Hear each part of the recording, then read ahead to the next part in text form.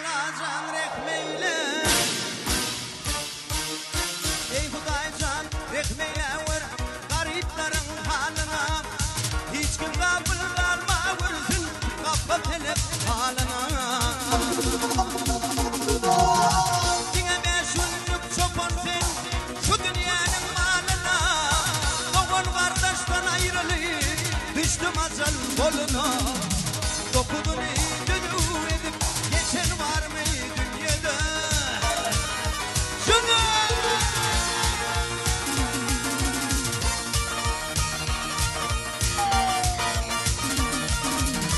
Bu dünyada yalvarırlar, şu dünyada yalvarırlar, o dünyada vurarlar.